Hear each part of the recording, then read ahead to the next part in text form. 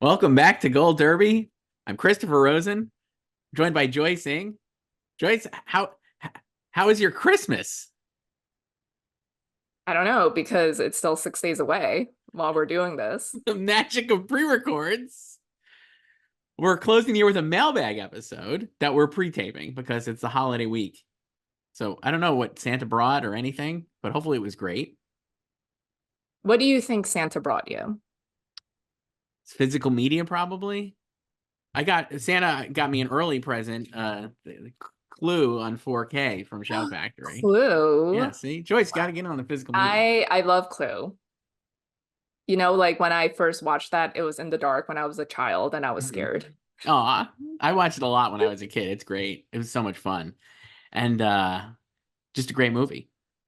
The Can't wait to best. watch it. Even I even mean, with the multiple endings. the multiple endings are great. This one has all of them at once, obviously, and then a shuffle. You could be surprised. But I never actually saw it except with all the endings in a row. Yeah, That's how it used to because run. because I saw it like years later after it Yeah. was out. So I guess I didn't see it years later, but I mean, I definitely saw it. I never saw that in the theater. But I definitely saw it on like HBO and stuff when I was younger. Uh, yeah, I couldn't see it in the theater because it came out the same year I was born. so So you're not gonna, no, not gonna see that one.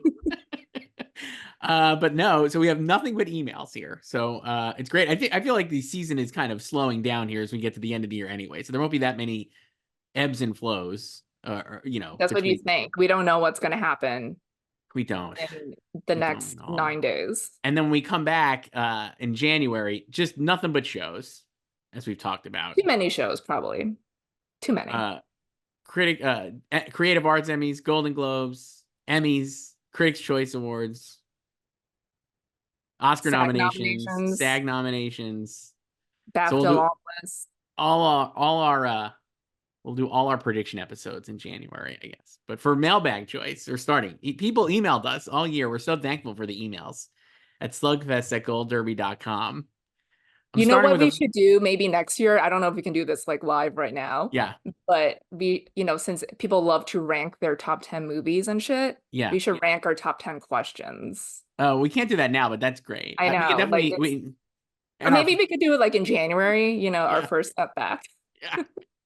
And we'll do a top 10. I got one here about movies too, because Of I've been course you asking do. for it. So that'll be good.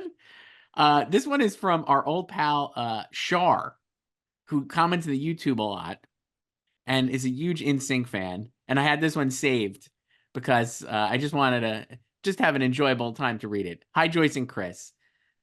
First time emailing, even though Shar's very active in the comments. I love your weekly banter, and my millennial heart was bursting when you took us back to the early 2000s during the Oscars playback season. I wanted to discuss your thoughts about Best Original Song. Full disclosure, I'm a massive NSYNC fan and obviously a Justin Timberlake fan. I am still upset that Justin lost out on his Oscar in 2017 for Can't Stop the Feeling, arguably the most popular song of 2016. With the release of Better Place from the Trolls Band Together soundtrack as NSYNC's first new music in 22 years, what do you think are its chances of being nominated? The song is absolutely incredible and a bop. If Justin wins, he would only need a Tony to complete his EGOT. And I think the Oscars would absolutely love it if they can secure an NSYNC performance during the telecast. Joyce, what do you think? Um, I I I don't know where I feel like that song has not gotten much traction since they announced that the song exists. No, it hasn't. We Yeah. have a lot of fans though who are watching and listening based on our Listen, YouTube comments. like I'm a millennial. I loved NSYNC, although I was a Backstreet girl, but I loved NSYNC. And um yeah, I am not predicting it right now. Neither am I. I don't even know if I was I don't think I was even being bullied into it. Not bullied, strongly suggested by the commenters to predict it. I would just say this is like, maybe I say this every year. This feels like a really strong year for original song. There's a lot of good Well, we have a songs. lot of Barbie songs. There's a lot of And Barbie then there's songs just a lot of other songs. and a lot of We songs. have Double Diane Warren. We have musicals with songs, original songs. We got Lenny Kravitz, we got John Baptiste. You know, Jack there's a lot Black. out there, and I feel like Better Place did not really. I feel like it needed to become like a big hit, Yes. and it really wasn't. And I'll just say, like, I never hear it on the radio when I drive. It's just never on Z100. No. I have not really heard it at all, except for in the movie. Yeah, I heard it when it was released back in September, you know. Um, and I mean, yes, it'll be cool to see them perform again on the Oscars. What if they Y- just didn't have to be nominated and they threw him on there to perform? you mean like what they did with Bruno? Yes. I I don't know if they would do that like in this instance because it's again it's not like they did for Bruno because it was such a huge hit and it could not be nominated, you know? Here's a question. What if they decided to do it? They could do a whole Oscars concert. Like during the show. Not during the show, maybe before the show. Just That's too many things. You have too many you ideas have too now. many things. That's And the too show's many. starting You earlier don't this year need anyway. all this stuff Next anyway. year. But you know, like while you're reading that question, um, last night I listened to Smart List. Yes. This will be over a week old now, Yes. but Carrie Mulligan was on, and she because like they were asking her about, oh, like were you a fan of like Marcus Mumford's type of music, you know, Uh-huh. before like because you know they used to be pen pals and then they reconnected when they were Sure. adults. And she was like, no, like, you know, I like when I went to like boarding school, they like my friends called the music I listened to like Carrie trash. She was like, I was into like S Club 7, Backstreet Boys, and Westlife. And then Jason Bateman broke my heart and goes, Backstreet Boys, was that the one with Justin Timberlake? And she's like, no, that was in sync. Like I, pain, pain. there's I would say that's a bit. There's 0% chance he's never heard he doesn't know the No, but like difference. I mean, I listen to a lot of smart lists and like a lot of the stuff, like, you know, like they're genuinely like oblivious. And other times you could tell it's a bit. God, So that's bleak. yeah. Uh this one's from John Joyce. Hi Joyce and Chris. I'm proud to be one of your pioneer emailers when you launched the email segment of your show. Back then, I was heavily pushing for Dolly DeLeon to get a notice because I was so excited to see a fellow Filipino being recognized as a serious contender during award season, and I wanted to show my full support. So yes, you guys are global. I'm listening from the Philippines. Thanks, John. Moving to my question. Every year, I always look forward to the Critics' Choice Award for Young Performer, mainly because I find their speeches heartwarming, genuine, and it always outshines all the speeches of the winners in the other categories. I hope they'll consistently televise this category. My question for you both is who do you think will win this year? That's from John. And Joyce, I pulled up the nominees just in case we forgot. Best Young Actor Actress at the Critics' Choice Awards. Abby Ryder Forson for Are You There, God? It's Me, Margaret. Ariana Greenblatt for Barbie. Calla Lane for Wonka. Milo Machado Grainer for Anatomy of a Fall. Dominic Sessa for The Holdovers. And Madeline Yuna Voles for The Creator. It is true about their speeches. Like remember Alan Kim's speech? Adorable. That was over Zoom, but Great. still, tears streaming down his face. Um, I they might I all know who be you, great. well, I know who you want to win is Milo. Yes, he needs to be getting a lot more supporting actor love, and he's not getting that this year. Mm-hmm. I rewatched Margaret over the weekend, and Abby's great. She's awesome. Yeah, but are we so? What are we picking? Like who we think will give the best speech? We could do whatever we want. I feel like they might all give good speeches. I don't know. Who do you want to win? I want Milo to You win. want Milo. Who do you think will win? Um, Dominic, I too think Dominic will maybe. win based on the holdovers support and love. But I think all of these would be really probably pretty solid. Yeah, like Abby would be cool. I love Caroline and Wonka. Great chemistry with Timmy. So good. Like underrated good. I mean, that's like a really good category this year. Yeah, like we talked about last week, last year, it went to Gabriel Labelle. Yes. Great performance in The Fablemans, a movie that seemingly has been forgotten to time.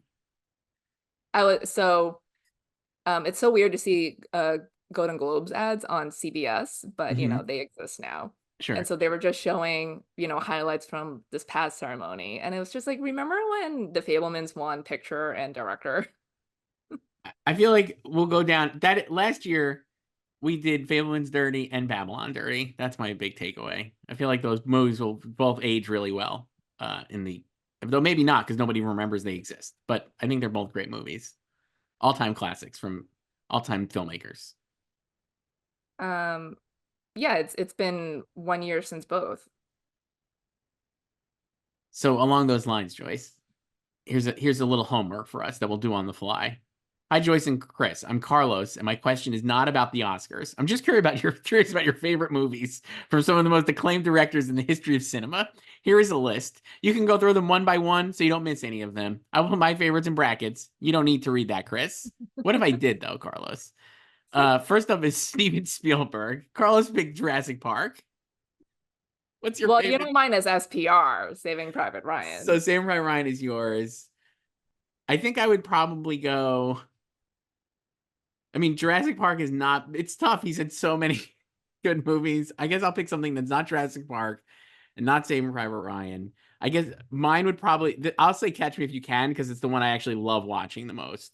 So Yeah, it's not that's maybe his best, but I think it's maybe the it most doesn't need to be the watchable. best. It just needs to be your fave. Yeah.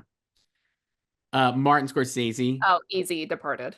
I'm gonna say Goodfellas, but Departed and Wolf of Wall Street would be on a certain, maybe different days of the week. I would pick those, but those are his three best by far.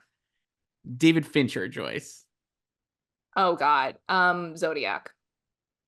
I think Social Network for me. Carlos picked Fight Club, another good Is one. that because Social Network came out on your birthday? Yeah, Yeah. not only because of that, but yeah, it's the best. It's still the best movie. I think it's so good. Christopher Nolan, Joyce. It's not recency bias, but I would say Oppie. Carlos and Oppenheimer, and I too would say Oppenheimer. I think isn't that crazy? And I love all of it. I like really Yeah, love I his love all movies. of his movies, but you know what? When I walked out of Oppie, I was like, I think that's my favorite Nolan, and I don't say that about a lot of directors like immediately after I get out of seeing their No, film. so good. It Yeah. still remains the best. Uh, Mhm. Stanley Kubrick, Joyce. Hmm. I don't think about this one that much. I was thinking last week, right? Last week or 2 weeks ago, maybe. I Two don't weeks know.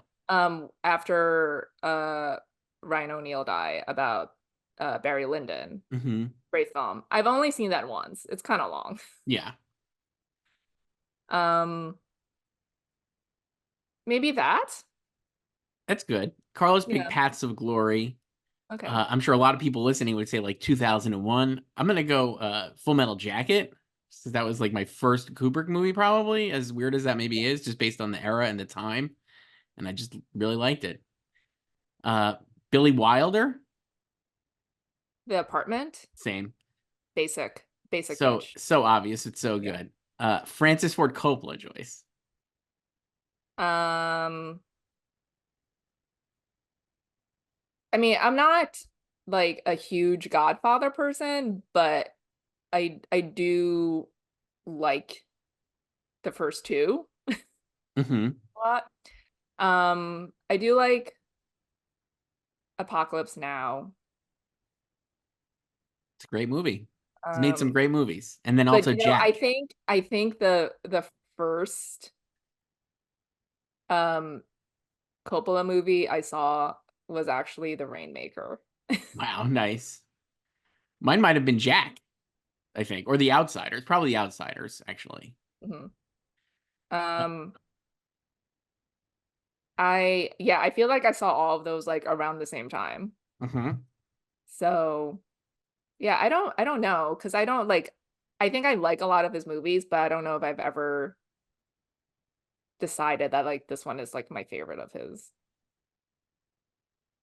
I would Carlos is Godfather Part One, and I actually would also say Godfather Part One, even though I know that it's popular to say 2 is better, but having rewatched them within the last like 5 years, I'm like, man, you know what's a great movie? The Godfather. Just great. Super, super hot take here, but it's pretty good. I So know I'd go that's with so that. basic. I mean, I guess I could say that. Yeah. Yeah, sure. Alfred Hitchcock, Joyce. We're going way back. Oh God. This just reminds me, this is like completely off topic, Yeah. but my friend was editing a story and her writer called it The Bird. Oh, I So love The Bird. yeah, just Great just movie. one. Just So the since one. then we One like really fucked up bird. yeah, our inside joke is just like the bird, just one. Just that one bird. Single one. Um, it's so scary, just that one I bird. mean, that would be pretty scary though if there was one bird just right in your face the I whole guess it time. depends on what kind of bird it is. How is that not a Blumhouse movie? Just one really annoying Just one bird bird. What if I just say tormenting you. the bird? God, there's so many. I love Strangers on a Train. That's a good one. Rebecca is good. I don't know. That's hard. I would do I North don't by know if I would actually Northwest. do Psycho though. I wouldn't do Psycho either, but it's great. I would do North by Northwest or Oh Vertigo yeah. probably for Hmm. mine. Uh Yeah. Quentin Tarantino, Joyce. Hmm. You know, I like Once Upon a Time in Hollywood a lot. I actually think that might be my favorite too. Even ahead of Pulp Fiction. Uh Yeah. Carlos I picked just like Inglourious when Leo gets Bastards. to be funny, Me too. and I love the frozen margaritas. They look so good. It looks Mhm. like the greatest thing. If I could get like an analog thing, it would be that blender that he has that he makes those Yes. marks. That's really cool. Priscilla, I almost said. Sophia Coppola. I really like Priscilla. Is that your favorite one of hers? It might be. I love the Virgin Suicides too. I think I'll still go with Lost in Translation. I've only seen the Priscilla the one time, but it is definitely my second favorite at least. I haven't seen it again, and I haven't seen Lost in Translation in a very long time. Um, I would say like Priscilla is probably my favorite since the Virgin Suicides. yeah. Uh, and then sorry. Oh, I closed the email tab. Oh no, who was the last one? Oh, Catherine Bigelow, Joyce. Um, I mean, I do like the Hurt Locker because I love Renner. I'm gonna go Strange Days. Uh Classic. And I mean, Point Break, Point Break is great. actually fine. I rewatched it. I It's mean, just good. like it's a classic though, and I do like Zero Dark 30, which got screwed. I I loved Zero Dark 30 when I saw it, and then obviously it got annihilated, and I haven't seen it since. But I'm like, man, I'd love to revisit it. It was quite good. Oh, I've seen it several times since. But yeah, it was done dirty. Uh it's after the holidays, Joyce. Wink wink. But this one I've been saving because I just thought it was so great. It's our friend Daniel who writes, Dear Joyce and Chris.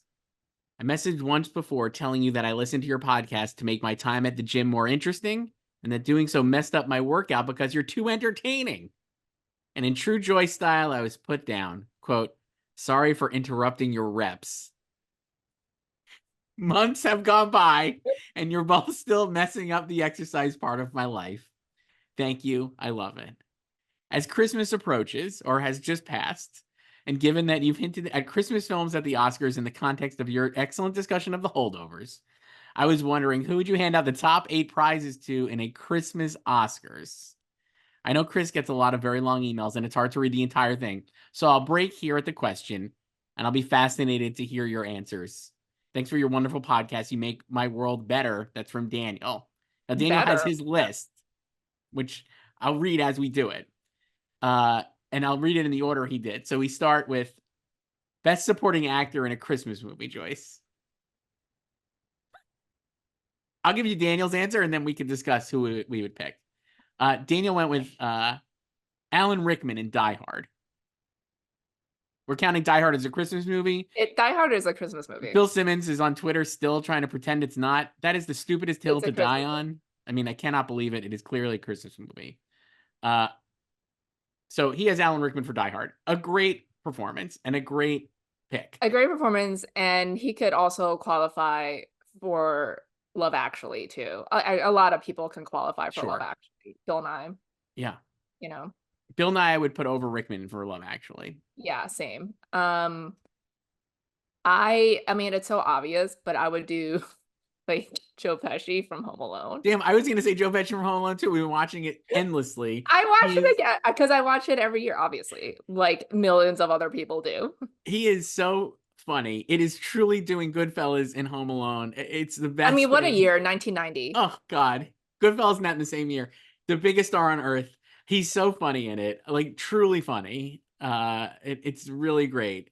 I think Bill Nye would be on this list for me. Alan Rickman seemingly is another good pick. Um, I don't, who else is there? I don't know. I'm a big. I don't What were you gonna like, say? no, I mean, like, I don't really think of them in terms of like Christmas movies. Um, uh, I don't know. I'm like, what I do, I just like, cause I saw like an ad for Elf on, I don't know, whatever, like Max or something or Sure. Disney. I don't know. I I was like, mean, Elf. would I James nominate Caan. anyone from Elf? I don't know. Well, I would definitely. We'll do that in a minute. But I think James Caan could get in. Henry Yeah, Travers from It's a Wonderful Life, who played Clarence, would be a good pick. yeah. Um, I mean, my favorite rom-com is also a Christmas movie, While You Were Sleeping. Great. And then I'm like, But who would would I be the do any of supporting? them? Yeah, who would be the supporting actor there? Um, Peter Gallagher asleep. he's a great sleeper. Um, yeah, so it's like, well, him or Peter Boyle, who's like fun, That's but I good. don't know if I would do him. All right. So yeah, Supporting actress. Daniel picked Michelle Pfeiffer for Batman Returns, which we're counting as a Christmas movie. great performance. Obviously, could have been an He Oscar should have been movie. nominated for the Oscars. Uh, Yeah, that's a good pick. I would do Emma Thompson from Love Actually. nice. Hmm. I would do either Carol Kane from Scrooged, but I'm gonna have Scrooged elsewhere, so I probably won't do it. Or You could double up. I guess I could double up. Um, Daniel has Diane Keaton in The Family Stone. I also thought of I love The Family Stone. Rachel McAdams in The Family Stone. You know, if we do like SAG nominations Yeah, for that would ensemble, be a good yeah, ensemble. that like Love Actually, like good ensemble nominations. Original screenplay, he's got Chris Columbus for Gremlins, Joyce. Um, I don't know. Mm, I would maybe I do Home Alone, but yeah, like I was like I'll probably do Home Alone and like While You Were Sleeping. I mean, I would say Elf, I think, could be in this. Mhm. What about Kiss Kiss Bang Bang? Your fave, Great movie. sure. Or those are all, I mean, I don't even know. Lethal Weapon, I guess. All the Shane Black, a lot of the Shane Black movie. Adapted screenplay. Daniel has Scrooged, and I probably too would have Scrooged. Just a really funny movie. I would have Greta Gerwig's Little Woman. Great choice. That should have Top won. tier choice. Yes. Incredible pick. Hmm. For best actress, Oh, Daniel's so nominee was Kate Blanchett for Carol. Another, we're counting it as a Christmas. another great Christmas movie. Yes, I mean, you could do both of them. truly. Yeah. Uh, this actress. I mean, like I could just do Sandy for While You Were Sleeping. Just go down the ballot. A great choice down the ballot. I might do Saoirse Ronan for Little Women. You can. Great. I also like Winona in the 94 Little Woman. You can also Hmm. do Michelle Pfeiffer and lead for Batman Returns. Wow. Twist. Yeah. Mhm. A lot of good Christmas movies, as it turns out. I feel like we're saying the same ones, but I'm I'm trying like, to look at other. I'm looking at other I don't movies. know if I would nominate I watched the things. same ones. That's the thing. Like we watch a Yeah. lot of the same ones. Um, Let me see. Best actor. Best actor, I would do Macaulay Culkin. For Home Alone. Yes. It's awesome. Daniel chose Jimmy Stewart for It's a Wonderful Life. Can't really go wrong there. A And classic. here's some he writes. Surely we can discuss Cary Grant, Jack Lemmon, Bruce Willis, and even my personal guilty pleasure, Joseph Gordon-Levitt, which I can only imagine is The Night Before. But can we actually discuss this? And yes, there are a lot of Scrooges, but I really don't think this one is up for debate, is it? I guess I would say, what about Michael Caine and Muppet Christmas Carol would be my maybe pick. Wow. Just a great performance. Michael Caine does more drama with fucking Muppets than most actors can do with real people. So it's great. That's quite a poll. I also think Bill Murray would warrant mention. He's great. Macaulay Culkin is actually quite fun in Home Alone. I mean, he should have won the Globe. And I would say Will Ferrell for Elf, which I actually think should have been an Oscar nominee, which we talked about when we did that episode in Oscars playback. But he's great in Elf. Just the best. You know what Christmas movie I see a lot just because it's like on TV? Is what? Four Christmases. Oh wow, I haven't seen that in a long time. I've seen it so many times. I'm in a Reese mode because we just finished the morning show. The last people on earth You to have finally finished the morning finished it show. months after I told you what happens. It was absolutely incredible. It's completely Reese, unhinged. it is whatever extra. I don't even. I could look this up, but I'd almost rather not know. Is I know they changed showrunners twice already, right? So this is a new showrunner for season 3 and 4. Is that right? Mm-hmm. The greatest showrunner change in the history of shows. It was just incredible. It's so entertaining, and like I can't even call it like amazing television, but it's amazing television. It it's almost recklessly entertaining. Every Yeah. single actor just doing the exact right assignment, understanding the assignment. And they're all also like on different shows, but the same show. Absolutely, I cannot wait for. When it ended, I was like, I literally cannot wait for season 4. I don't know who's going to be back on it, but I can't wait to see. They should bring, I mean, like now John Hamm is owned by Apple, so he just needs to come back. John Hamm, one of the great performances, and yet still somehow not as good as Billy Crudup, who's so unhinged on the show. I mean, he's like Billy's been aces in season 1. I know, and an Emmy winner. I actually think this show is we all laughed at the Critics' Choice Awards for going so gaga for this season, and now I'm like, what if Oh this? no, it's just like obviously Succession is better than the morning show. Certainly, It's this is just like it's diet just Succession. funny that it got more nominations than Succession. What if it sweeps all the drama Emmys next year in a year without a lot of shows? I really think it could go far. I mean, listen, it can finally make series. It will It's definitely make never series. made series. It should win. It could get like 8 acting nominees. I think it's gonna be so good. Anyway, I don't even know how we got on the morning show for Reese for Four Four Christmases. Wow, Christmases. Reese Witherspoon, great. Vince Vaughn. Best director for a Christmas movie. Daniel had Tim Burton for Edward Scissorhands.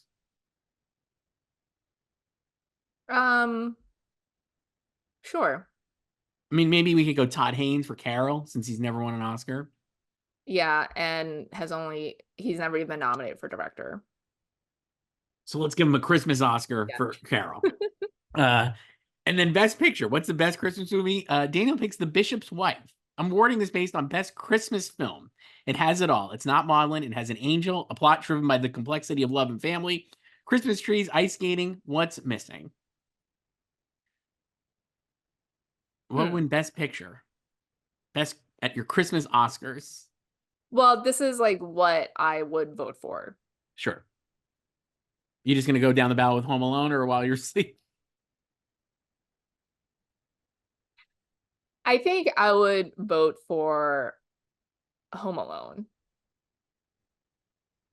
As the best Christmas movie. I actually, having just watched it about 300 times in the last 2 weeks, I might actually agree. It's just it is really a perfect Christmas movie. It and has then like because it came out when I was a kid, and Sure. I've seen it a million times when I was a kid, and it's just like hit wish fulfillment. It really does have like a lot of the themes of Christmas. Yeah, and like perfect music, John Williams. If we have Christmas Oscars for original score, Obviously, obviously. certainly. So, and like great performances, iconic lines. my friends and I just say Buzz, your girlfriend Wolf to each other It's a great, all the time. just a great line. So yeah. And then like, it's like heartwarming, but not too saccharine. Yeah, I could see it being on there. Scrooged. I think I would actually maybe say Scrooged just to be different. I just think that is similarly a classic retelling of a Christmas story with just enough like cockeyed, not as maudlin as it could be. And then the ending is just great. Bill Murray just going off for 20 minutes, and he's just so fun, and I just think he's like quite good in it. Just a great Scrooge he makes. So those are Christmas Oscars, Joyce. Wow. Nothing for the holdovers. A little too recency bias Um, or unbiased. I mean, I don't know. We just picked Hoppy as our favorite Nolan True. movie. Like I like The Holdovers, not my fave though. No. So This one is from Nick. Hi, Chris and Joyce. Since 2009, all the Best Picture winners except Birdman were made by directors with no previous Best Picture nominees. I wonder if you have any theories on why that might be. Why have the more established directors been failing to take the top prize? Is this a fluke, the preferential ballot, or beginner's luck? That's from Nick. yeah, this has been happening for a while, and I feel like we talk about it, um, like every year Mhm. with like the lineups every year. How Steven Spielberg's not going to get another one like the past 2 years. Yeah, Now, even though he's Steven Spielberg. I think it's like, they've when they started aggressively expanding the membership, like what is it now, like 7 years ago or hmm whatever. I think it's partially due to that, although obviously it was starting before that. And then it's just kind of like, um, like what is the the movie of the moment too? And obviously yes, there's been a lot of splits, the picture and director. Um, but I feel like they're not voting on legacy as you might think they would. absolutely. I think it's a mix of the movie of the moment and also there's just no also I think a lot of times we're just with Nolan is the exception. We'll see if I mean he's never won. So like if he ends up winning for Oppenheimer, but like you're saying, like I think a lot of people are walking out going, that was the best Christopher Nolan movie. Fewer people are walking out going, that was the best Steven Spielberg movie for Fablemans, or that was the best Martin Scorsese movie for Flower Moon, or like that was the best whatever movie, and all of these major directors who have had movies, I think they are hurt by the fact it's similar with performances, like we've seen, like with like Meryl Streep, right, or whatever. They're hurt by the fact Tom Hanks. They're hurt by the fact that our memory of their great performances is never going to be exceeded by the new stuff, or rarely is. And so that coupled with Yeah. like the movie of the moment, I feel like rarely do these filmmakers make the movies of the moment, nor should they, because they're like from another era, right? Like, so like Yeah, it's almost like it's like they're like too iconic, and that's maybe kind of hurting them too. It's like they have to live up to people's expectations of them. And yeah, like obviously some people think, Flower Moon is like Marty's best movie too. yeah. Some people But might, I but guess. it's also um yeah, I think it's just kind of like the overall excitement factor for that project itself. And like sometimes it's like narrative driven too. And then when we do have splits, like sometimes like, the director of the best picture winner is just not nominated, Right. so and then like the directing winner is usually like the more like the bigger technical achievement, hmm like Roma. So that was like another repeat win for Alfonso. Like, he's won best director twice without his film winning. And then like The Revenant, it's that's again like the more technical film, like not Spotlight hmm directorially. Um, yeah. So, but then like a lot of these, like, like Parasite was a huge thing. Nomadland, I mean, that was also the COVID year. you know, and then yeah, like Power of the Dog and Coda, like Sean Hayter not nominated, but that it was just like everyone just agreed, like, Jane Campion, her Best time. director, right? Yeah. It's And time. also like the more technical achievement too. And then, Yeah, Everything Everywhere, that was the movie of the moment. So right. it didn't matter. Like that was the thing like early on season last year, because it was like, oh, are these like two dudes gonna win over, like these more established directors, like Steven Spielberg and And, like Todd Field coming back and like and the answer Martin was McDonagh. yes. Yeah. Do you think which of the thing with this year that I think is interesting is that like you could argue all of these are the movie of the moment or none of them are, which I think is like fun. There's not like a one single one that I think of this list that really qualifies. Director is still like stressing me out because I don't know what to do outside. If we like everyone agrees on the top three, I don't know what to do about the last two spots. I think I have right now, I believe I have Nolan, Scorsese, Greta Gerwig, Yorgos Lanthimos, and Jonathan Glazer. Yeah, I have Alexander Payne instead of Glazer right now. I think Celine Song could get in. Like we've talked about this. It's tough because the branch is so insular, but there's a lot of passion, I think, for that movie still. I think Bradley's not far off. I really think he could get in. I would not put him above those people you just mentioned, um, or Justine Triet. And Justine Triet could get in. I'm not putting him above it, but I mean, like, He's I in the don't know. top 10, but I wouldn't put him above those. He's in the top. I guess he's closer to getting nominated than I maybe gave him credit for. I think it's not that far out. Um, will be interesting. Joyce, this one is from Duncan, who emailed us at slugfest@goldderby.com. It's like maybe a sliding doors esque holiday season narrative or suggestion. Let's see. Hi guys, big fan of the show and hope you've got nice, cozy holdovers esque Christmases planned. We did. It was great. I had a couple of Oscar hypotheticals for this year that I was curious to hear your thoughts on, all about how the race would shift if certain people had previously won or lost past races. First is, let's say Julianne Moore doesn't win her Oscar for Still Alice in 2014, that the career win narrative didn't take hold. If she went into this year with, therefore, one of the most overdue narratives in the industry, which should become a frontrunner for May, December, ahead of Devon Joy Randolph and Danielle Brooks. Let's start there. So she doesn't win for Still Alice. And then Yes. we're just assuming she, as in real life, has not been nominated since. Yes. Well, first of all, who won instead of her back then? Well, let's see. It He was didn't her, say it, Marion but Cotillard we for could Two do Days, it. One Night, Felicity Jones for The Theory of Everything, Reese for Wild, and Rosamund Pike for Gone Girl. I mean, if it was up to me, it would have been Rosamund Pike for Yeah, Gone but Girl. it was very weak. It couldn't even get into screenplay. I know, but I'm just saying, like, let's say Rosamund Pike wins, deservedly so for Gone Girl. So then And they Julianne could face Moore, up again this year in supporting they actress. could. So then Julianne Moore still without an Oscar coming into this year with May, December. I personally don't think she would win with this. She would have the narrative though. Yes. And I think I think she would be heavily predicted at the start of this, like in the summer, because Yes. like the movie Yes. May December premiered at Cannes.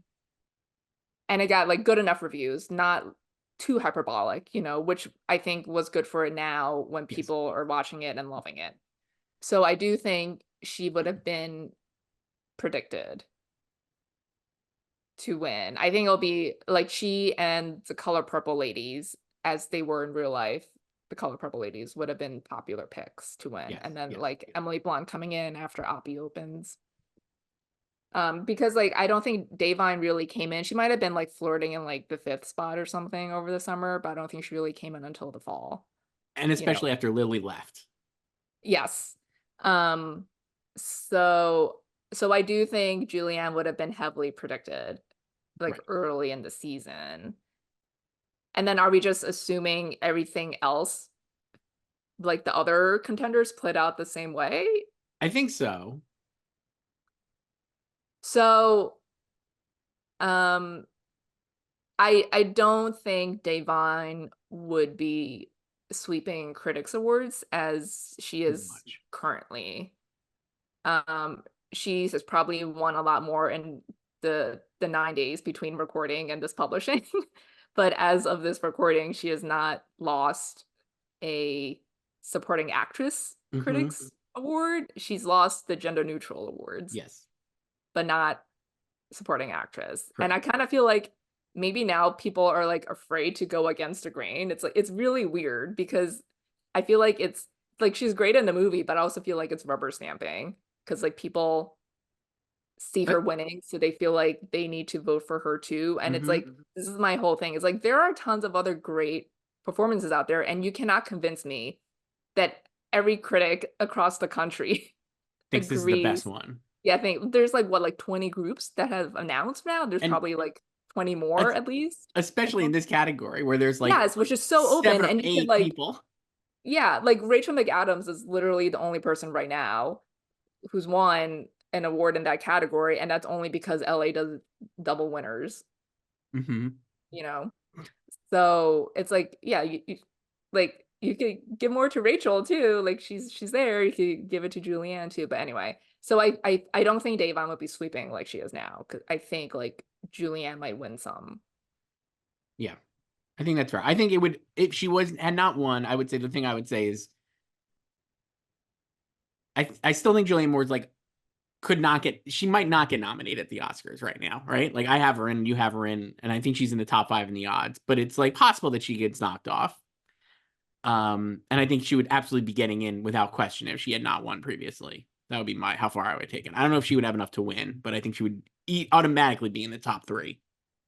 I mean, I think she can win, especially if like what is happening to Davine is happening to her, even if Yeah. she is not sweeping Yep. hypothetically, Yep. but if she's like winning enough, Right. and then again, she'll also have narrative Okay. too. Next So. one for Duncan. Next hypothetical. If Emma Stone lost her Oscar for La La Land and still didn't win for Battle of the Sexes or The Favorite as follow-ups, would there be any stopping her this year? So who won instead? Isabelle So let's, Huppert, I guess so. it was Ruth Negga, Natalie for Jackie, and Meryl for Florence Foster Jenkins. We could do another. We could. I'm sure. I don't even know if it's on here. No, he doesn't have it on there. But we could also do if Natalie won, or whatever. I guess we didn't have If Natalie won. Natalie But won who for knows? Jackie, Yeah, so she would have 2 Oscars. yeah. But anyway, whatever. I think Isabelle Huppert would have won. So let's go. So I don't So think. Emma has not won at all. Yes, I'm. I guess my personal thing would be I'm not sure that there's a compared to like some of these other actors. I don't think there would be like a it's time or we need to give Emma Stone an Oscar for this.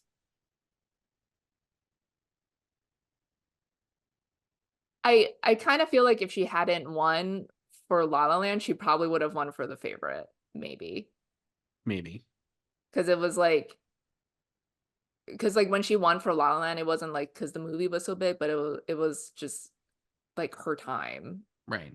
as she was like the hottest actress at the moment, and Mm-hmm. she already had a previous nomination for Birdman. Um, and then so I feel like if she had lost for that, and then like her going supporting for The Favorite, I mean, like that was like, like 3 leads, but like, she and Rachel went supporting, and um like I do think she could have won for that. So that means she would have beaten Regina King, Mm-hmm. who was in a weak film Mm-hmm. too. And like so The Favorite would have won actress and supporting actress. But if she hadn't won for that, I think she would be very competitive now, because I think right now a lot of the justification for her not winning is that she has already won and it Right. was less than a decade ago. But I Right. think if that argument is not there, there would be a bigger push, especially among like pundits and Critics. like film Twitter, to be Yeah. like, she can definitely win I because mean, she hasn't won yet. and even with this, and all those, like, the narrative that she already won, she's still, like, right there with Lily Gladstone, obviously. Yeah. But I So think like her having won just makes it easier in people's minds to be to like, she doesn't need to win right, to dismiss right her. now. Yeah. Last one.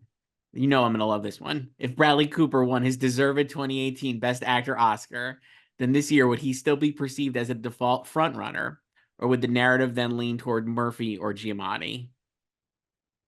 So I don't even think he Um, is the frontrunner, right? I think. Let me look as we're recording this. I think Killian's still in I first. think still in first too.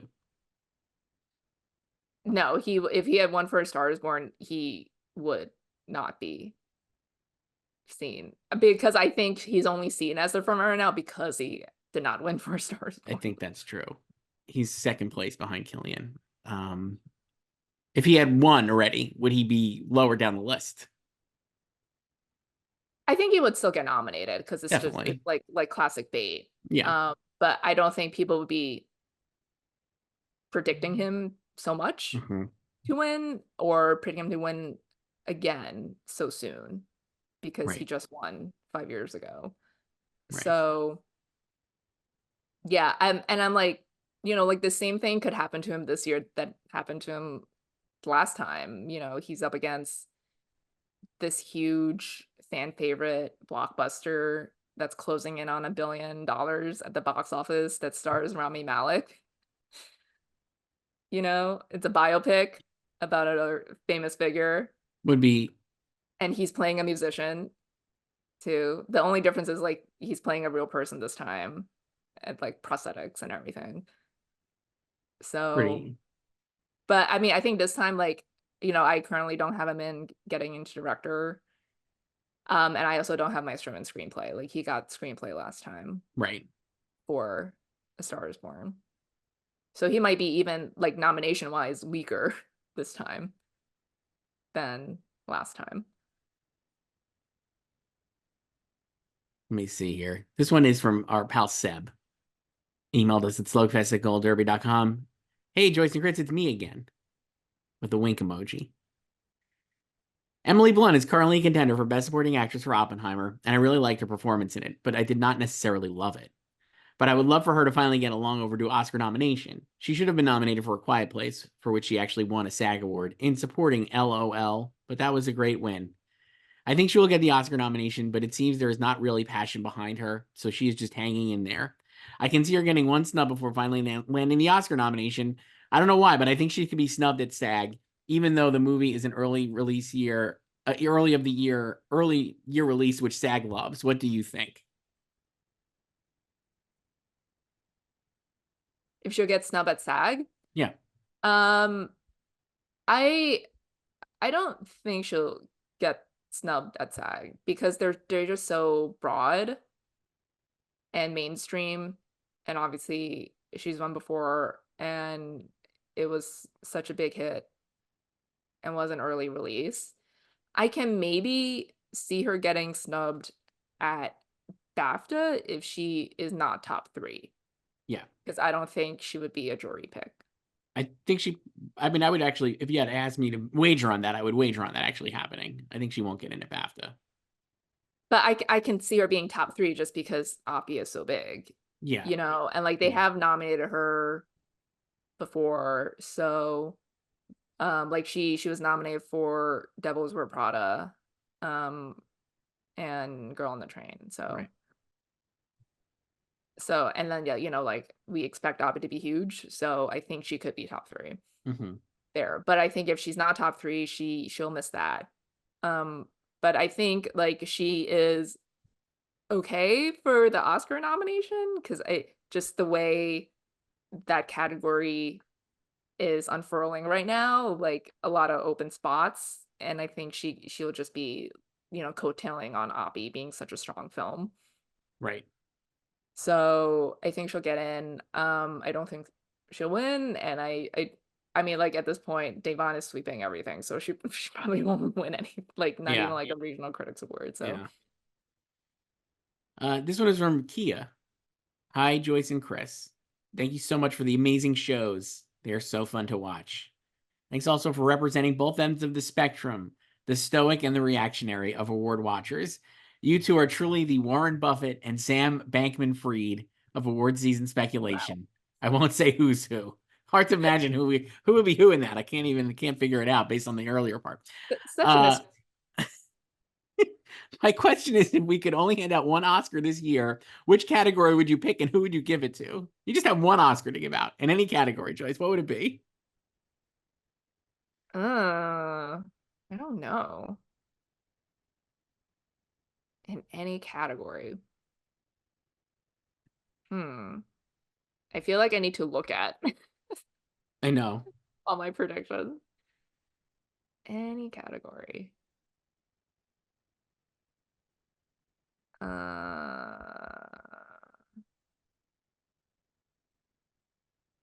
hmm. I don't, because there's a lot of like I have favorites in every category, I know. but I don't know if like if I would choose one above the rest. It's very difficult. Um, hmm.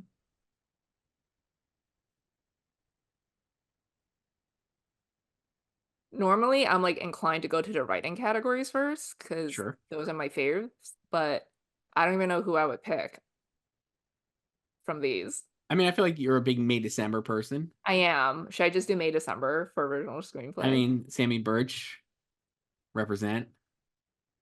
Okay, I'll just do that. I'll do Ryan Gosling for Barbie. Truly one of my favorite things I've ever seen. I think it's like one of the all-time great comedy performances. I said that after we saw it. I've seen it many times since, and it remains. Did you watch the ASL version on Max? Not yet, no. But I'm excited for by the time you're watching this, I will have probably listened to Ryan Gosling's new recording of I'm Just Ken many times. It's coming out tomorrow. Yes.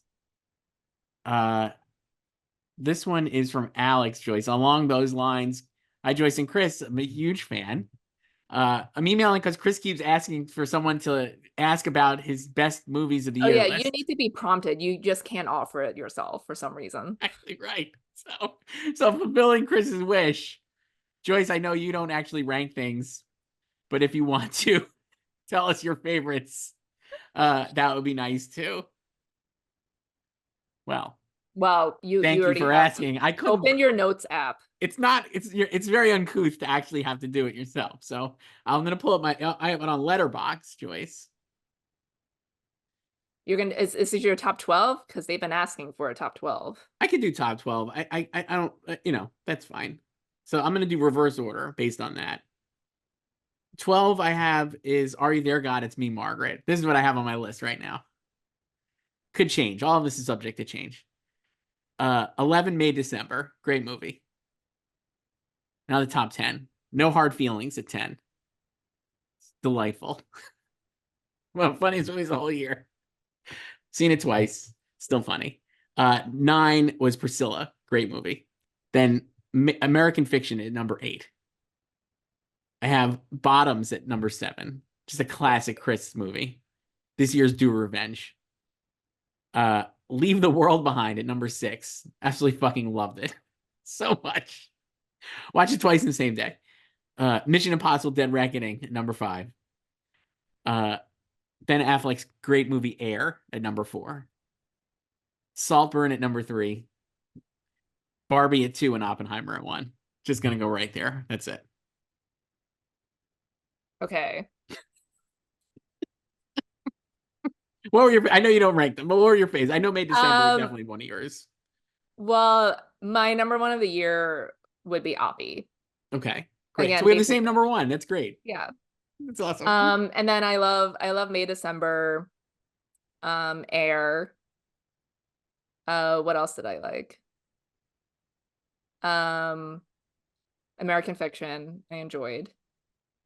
Really good. Barbie, The Killer. How many is that? Like 6? I don't even That's know. good. That's 6. What Yeah. did I say? Yeah. Um, Oppenheimer, Barbie, American Fiction, Killer. Yeah. May December. yeah. Margaret, I Air. really like. Okay. So how many is that? That's 8, I think. 8? Okay, wow. Well, yeah. Um, I like Poor Things a lot. It's just like the end gets a little unwieldy for me. Yeah, I would agree with that. But I really like it. And then one more. I don't know. Um, I like Anatomy of a Fall. Did I say that? No, that's a good one. Yeah. That was in my that's in my top 20. Yeah, I like that a lot. I like Priscilla a lot too, and the Iron Claw. Ironclad I want to watch again. I did enjoy that a lot. It's on my Mhm. top 25 maybe. Yeah. I I also enjoyed Zone of Interest, although like I don't want to watch it again. Yeah, that's why I'm like, for me, I'm like, I just want to watch. Right now, I just pick things like I'm like, did I really like watching that? I could sit there and be like, here are all these highfalutin movies Yeah, I like saw. some of these that I just said, I've since seen again. Yeah, So Zone of Interest is not one I'm going to watch again. no, but I really liked it. So Appreciate the artistic achievement. yes, great filmmaking, beautiful filmmaking. Yes. But Uh, some of yeah, them I I think watched and I'm like, oh, this is great. Like I watched almost all of those again. Poor Things I still haven't seen a second time. And I agree with you. My memory of it is it, it's a it's a long sit at the last act. well, I think we talked about this maybe offline, but I was like ready for it to end and then something happens. Yeah, same. And I'm like, And oh, we're here for another like 15 minutes. yeah, but great, So great fun though. yeah. But it's been a good year. I think I liked more movies than I did not like. Yeah, I would say like my favorite year in recent memory is 2019. I still think that's like the best year. Iconic year. This year's not as good as that year. It's definitely the best year since 2019 though. And also there's a lot of like a lot of good movies that I think are maybe not great or all-time great, but Yeah, like like something like I enjoyed The Holdovers and right. Maestro and Flower Moon, Yeah. but like they're not my faves. And like even like Iron Claw, I'm like, that's a good, very good movie. But it's like there's just a lot of very good movies, I feel like. There's a lot of like 3.5 out of 5 on Letterboxd for me. Mhm. It felt like there was a lot of strong stuff. What have you changed on Letterboxd? Because you do that often. Oh, I do that all the time. Recently, it was Home Alone, probably to 4 stars from 3.5 because I was just like, that movie rules. Uh, Sometimes I'll go back on new stuff because, like you were saying, like it's tough when you walk out You, of you something. need This is you need stupid. you need some time to digest So it. I'll always like do it like a log right away, and then I'll be like, wait, I gave this new movie that's totally fine the same star rating as like fucking Die Hard or whatever. That seems dumb because like Die Hard is the best, or just using it as an example, or like Home Alone. I'm like, wait, Home Alone is not a 4-star movie, but like Creed 3 is. Come on, let's be serious. So then I'll knock Creed 3 down to like 3.5. Great movie, a lot of fun, but it's not Home Alone. Like that's how I try to think Nothing about can it. be Home Alone. How do you feel about Home Alone 2 Lost in New York? Well, I've watched that a lot too, Joyce, and I gotta Yeah, say I it only watch those sucks. two. I don't watch the direct to video. Not. No. Oh, I've been trying to talk to my daughter when she'll be like, "Let's watch the third one." I'm like, "That's not real." I was like, "They're not. No, It's not no, the same there's people." only two. That's it. I think the second one's not as good. It's definitely a rehash of the first one. My biggest problem with the second one is that I actually think it's a good premise for a movie and it's very fun, but there's literally no reason for the Wet Bandits to be in it again. And obviously they're only in it because Pesci and Daniel Stern are so iconic and it's like that's part of the bit. But the weakest part of the movie is like them being in it and then just getting tortured by Kevin. So I'm like, doesn't really need to be in it. Yeah, I mean, I enjoy it, and obviously I watch it all the time too. But it's kind of like what I feel about a lot of sequels, especially of that era, where the second one you just go bigger is like it's kind of blow up. You like take the first the Yeah, premise of the first one and just make it bigger, blow it up more, because that's what they also did to the Mighty Ducks. And right. I love D2. I know. I know. So, Somehow they make a 90-minute movie a 2-hour movie. but you know what, Brenda Fricker, man, She's good. It's her fine. 12 It's just not goes. as good as the original, obviously. And just really poor parenting and grown-up skills on display. Kevin gets on the plane and the flight attendant is like, "Do you see your dad?" And he's like, "Yep, there he is." Just And she's points, like, just points.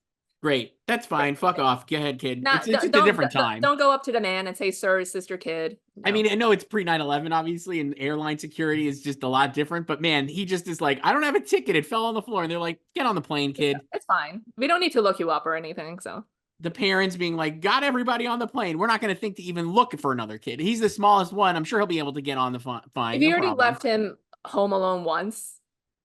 This won't happen again. He's at the airport. Nothing can go wrong. This one's from Jason Joyce. Hi, Joyce and Chris. I've been a long time listener. I just never bothered to send anything in, but here I am.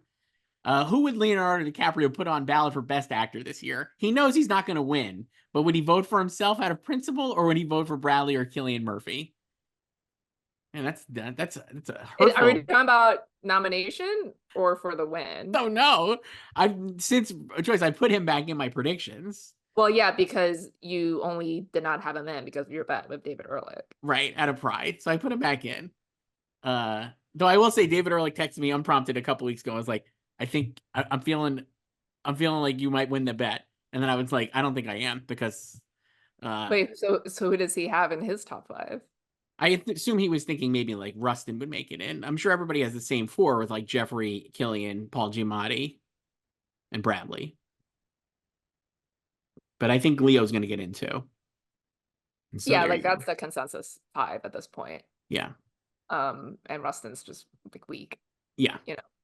I mean, okay, well, generally. Yeah, but just generally, I feel like this is like how many I get like we could talk about actors specifically in this case, but like how many people do you think vote for themselves? Like I would think all of them do. Yes. Why wouldn't you? Yeah. That's a crazy thing. Why would you not vote for yourself? Yeah. So I think like he would vote for himself as one of the 5 in the nomination phase. And then vote for himself to win. Yeah. I totally agree. I don't think there's anything wrong with that. I guess like if that's a rule that you can't vote for yourself, who would he vote for? I think he would vote for Bradley because he shared language coaches with Bradley, according to the Directors on Directors interview with Spike Lee. Yeah, he introduced him to him for American Sniper. Yes. Yeah, I feel like so like are we just assuming the consensus 5 are the nominees? Yes. Yeah, like I think he would probably vote for Bradley because like I feel like they're friends.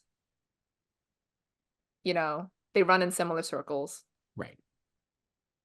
I think he would vote for Bradley too. Do you think that would be his favorite performance though? Well, what do you think he thought of Oppenheimer having been a Nolan guy and then not being an Oppenheimer? I think he likes Oppenheimer. I mean, I think he would too. Yeah. But like, is he gonna be like, why am I not in that movie? I don't know. I mean, like he could also just vote for Cillian, Inception buddies. Right. That's what I mean. So, but I don't think like they're like, I think, they're friendly, but they're not like friends. Yeah. I don't know. Leo's friends with like Toby, obviously, and like Kevin Connolly. Obviously, my fave, Tobey Maguire. So, yeah. Who's Bradley friends with, you think? A lot of people. Yeah. Brooke Shields. Spike Lee. They got along famously. That was great. Spike is still waiting for his Maestro screener, but it's now on Netflix, so you can watch it. That was the best. Ted Sarandos, where my screener at? He's seen it 3 times already, but he still wants a screener to watch. Just absolute king. No fucks at all. My favorite part of that whole Directors and Directors was him taking down notes during the whole chat. It was great. Yeah. I thought it was like really good. It made me think that watching that, I was like, Bradley's gonna get in. Spielberg, Scorsese, Spike. If Spike stuffs the ballots. Well, Spielberg and Scorsese too. I thought it was interesting that he was like, "What notes did Scorsese give?" And he's like, "I know." And then ask him. He wouldn't say anything. But it was funny to me that like Spielberg was much more hands-on this than Scorsese. It seemed like there's pictures of Spielberg on the set, and Scorsese just sitting there being like, "Yeah, Marty is more of like the vanity EP." Yeah, I guess so. This one is from Ken Joyce. We have a couple left, and then we're gonna wrap up and say Happy New Year to close out the year. This one's from Ken. It's directed just to me, but you'll make fun of me as well probably for this. Hi, Chris. I was at the Ted Lasso panel over the weekend, but it appears you've become a meme thanks to your enthusiasm for Hannah Waddingham's work in the final season. What's this new level of fame like? Was this your intention all along? And do you really think this was her best season? Joyce, I was... You have become a meme. Congratulations. I was asked this weekend... we're recording this, as I said, before Christmas. Over December, I guess, on 17th, the 17th. I hosted a SAG nom-com panel with the cast of Ted Lasso right before SAG on voting eve, because voting opened on the 18th. Lovely group, Joyce. You'll be happy to know I have many of them now winning Emmys, including Jason Sudeikis. That's what you got to do. And Hannah Waddingham. And I will say this. I asked about third season and I said Hannah made in the third season, maybe her best stuff. I would actually argue that's a fair and accurate statement. I think she was great in the third season. I mean, we're talking about performance. And yeah, I think Yes. actors innocent because they tried their best. Yes. And I think she had Material is a different story. so here's what I would say. I think she had a lot of great material in the third. We've talked about this, and I'm definitely more pro Ted than you are, but obviously the consensus broadly is that the third season not as successful, at least critically, as the second and first. Yes, and I would also say the case too for Rebecca's storyline. So the I have storylines no were not what you want, on Bob. Not great, the Bob, but storylines. uh all the stuff that she does in a vacuum is great. No, like I just agreed. Like I think performance wise, the actors are Yes, innocent yes. because they try their best. Yeah. But yeah, the material lacking, and also the whole season was we talked about this like I rewatched a lot of it. I was like, I think it actually in the moment definitely was getting a bad. I don't think it's as good as the first two seasons, but I don't think it's like a total flop. I actually thought it was pretty well good. yeah, well again, like we talked about this too. Like I think it's kind of like individual moments work, right? It's like Right. the viral moments work. It's Really good for well. tweets and like TikToks, but like overall as a like cohesive season, maybe not so much. And I will So, say but yeah, this. you did become a meme I think also because to not to defang the meme, but I mean, I think she was more like rolling her eyes at me saying that she was great because she's very modest. I mean like she is British. Right. So, I guess you could be but right. yeah, you became a meme if anybody doesn't know because you said that season 3 and the finale were her But best or yeah, something. I think her And best. then she made a face. So then that became the meme. I think that's taken out of context though, because I think she was just like being modest. I don't think she actually thinks that. I think she, based on just But talking to them all, it they really doesn't like the show. matter the intention or the reason. You became a meme because then I can't like the algorithm because I know you and everything. I got Done. so many TED related tweets in my feed with just the screen grab of her, that clip of her, and then It's people awesome. just quoting you. They just called you interviewer. I love that. Nobody. And I didn't they get. were I'm glad that I invoking was just an interviewer. I don't like. yeah, they were invoking the legendary Emilia Clarke interview when she was Yes, asked about the Game of Thrones that's my finale. favorite one. That That's is my yeah, favorite it's just one. like corporate wants you to point out the difference between these two pictures. They're the same. So good. I will say one thing that made me laugh. This not part of the meme, but it made in the lot of it's not the final season of Ted Lasso officially, right, Joyce? It's the Richmond way. That's next, right? Well, who knows? But it was like, we don't want to like that was not something people want to talk about, or at least that's not like something you want to focus on. And then like, so I wasn't gonna be like, oh, like, and they've talked about it a million times. So how stupid is it just asking again, like, hey, you gonna do a fourth season, and then be like, it's up to Jason, and Jason be like, I don't know, whatever, right? That's kind of like how it's been going the last like year. So I wasn't gonna mention it, and then Hannah Waddingham immediately was like, well, it was the last season, basically. So I was just like, that's funny. Yeah, it's like we all know, but like it's like you can't talk about it, Right. But she you didn't know. care. She was just like, I'm going to talk about it. And Yeah. they were all lovely people and all seemingly get along in real life. Yeah. So, Well, also since then, because they were all just like in New York, and they all yes, went to SNL the night yes, before, and Jeremy Swift has since grammed like them on the stage in SNL, and like in his caption, he was like, "This is one of the last times we'll all be together." yeah. They So seem like they're having a great time together. They all I really mean, like why each not? other. Just one last hurrah. Yeah. So Uh, and we got a couple here on this because I guess we're recording this on, like I said, Wednesday before Christmas. But yesterday, Jonathan Majors received a conviction, Joyce, and was summarily fired from Marvel as Kang. So we got a couple of these here. Uh, This one is from Eric. Do you think Marvel should recast Kang in the wake of firing Jonathan Majors? Or should it pivot entirely away from the character? If you squint really hard, you might be able to find a way out given the events of the Loki finale. That's what I think too, actually, Joyce. I mean, they can do anything. They're rewriting it because they hired last month. They hired Michael Waldron, who did Loki season 1. Love that guy. Saw him at Telluride this year during the Yeah, writer's strike. He just I showed talked to up. him last year for Yeah. Loki. So He was just like a get like hanging around, like walking around. It was good yeah. seeing him there. I didn't say hi, So but they I were saw him. like the plans were already like in the works before. Like I think, they didn't fire him before the verdict. Um, because they didn't want to open themselves up to like any possible lawsuits, like in case he was Probably. found innocent. Even if he Like was found they innocent, didn't. though, I don't think they would have kept him. No, but it's like he if they like bought him out of his contract, like he could have sued or something, Right. Like this is cleaner because like he was found guilty. Right. They were ready. But anyway, um I think like they've been like planning this anyway, just ideas out there. And I mean they can really do anything because of the Loki finale and because like Kang, like he could be played by anybody and could be any variant. So that's another question we got. Before we get to that, I would just say, like, based on, so the rollout has been like, he was in season 1 of Loki as Kang, and very Well, he much was He Who Human Remains. Reigns, right? Whatever. Very much tied to Loki, and then was the big bad in Ant-Man 3, which everyone now hates, even though it's perfectly fine. Not a great movie, but And he was not Kang in terrible. that. Yeah. And then he got defeated at the end of that. But then we saw in the post credits a lot of Kangs.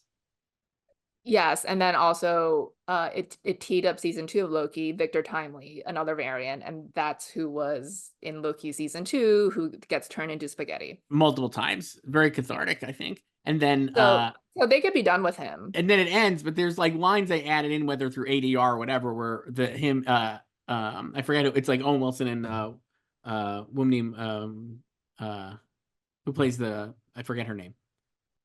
Wumi Musaku. Yes. And I think she says it, or does Owen say it? But like basically, like, we're gonna round up the rest of the Kang variants basically at the end of Loki season 2. And like because they also Avengers 5 was gonna be called the Kang Dynasty, Yes. and now it's just being Avengers. referred to as Avengers 5. Yes. And I guess they could do Secret Wars. They're gonna bring in the X-Men. They could get Doctor Doom in here for Fantastic Four. It just feels like they will not recast this character. And I think they'll just move on. That's my perspective, at least. Yeah, like they can easily move on. And I think that would be fine. But then the other question was, somebody else emailed and asked, who should Oscar or Emmy nominated actor that Marvel should cast to replace Jonathan Majors? Um, well, yesterday on Twitter, a lot of people wanted John Boyega. And John Boyega had a response that was near and dear to my Shrek He loving already heart. responded at like last year. Like, Yeah. no. Yeah. Um, I don't know. I mean, so they've recast Rhodey and Hulk. Yes. Um, Both of those for not legal reasons. yes. So I don't know if it needs to be an Oscar or Emmy nominee. So actors I find interesting. Um, I love Kelvin Harrison Jr. And I think he would make a great Kang based on he's a little younger, I think, than Jonathan Majors, but like I think he'd be like pretty good and be able Yeah, to I do also saw a lot of Trevante Rhodes. Trevante Rhodes be interesting. I think the thing that Majors brought to it was that, and it remains to be seen, but there's a lot of like there's so many different variants that you could have an actor who is like have a lot of different skills could be really fun in that role, right? And like Kelvin Harrison I think could do like serious like foreboding drama and then like silly stuff like Victor Timely. I think he'd be like really good. Trevante Rhodes would be great because I think his physicality is awesome, and he was Mhm. great in the not just in Moonlight Joyce, but in the Predator, terrible Predator movie he made. He was awesome.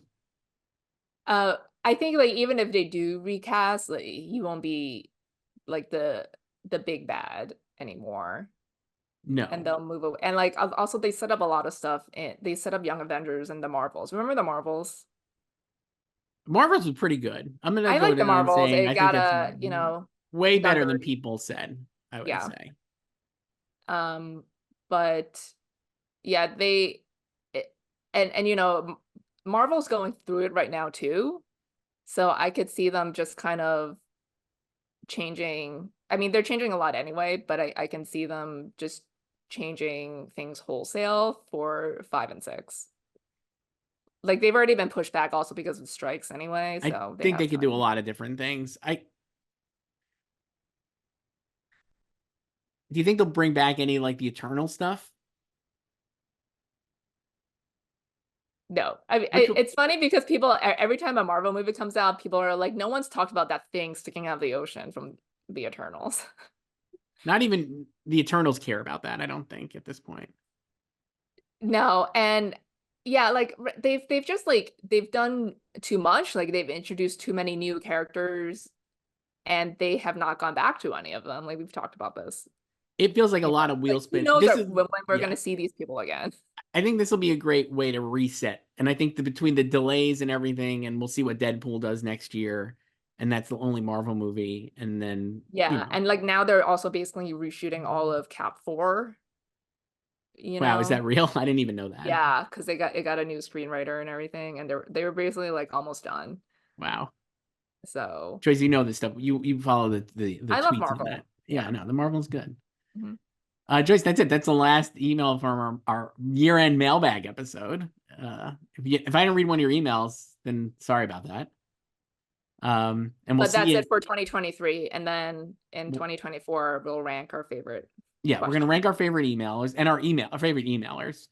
Uh, and then I guess next week, Joyce, we've got a double week. We've got our we'll do our Creative Arts Emmys predictions and our Golden Globe predictions, separate episodes. Yeah, remember the Emmys? Not really. I gotta say, I went looking at my picks after the Ted Lasso thing, and I was like, I don't even remember why I'm predicting some of these things.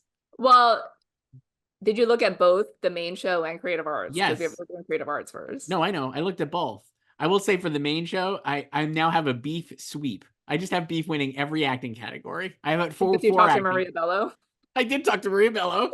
You might be surprised to find out that I did, and she was lovely. And I ended up putting her in first. I think beef will win everything. So we'll talk about that the following Um, week, Joyce. I guess. yeah, I mean, voting for Emmys that's closed. It closed back in I know, August. I know, I know. I'm just saying, It's like, I been think we were sealed sleeping up on beef wraps. being very strong. So we'll do Creative Arts and Golden Globes next week. Yeah, Happy New Year. Happy New Year, Joyce. Wow, I can't wait. I'll talk to you next year. Mm. Wow. All right. See ya. Bye.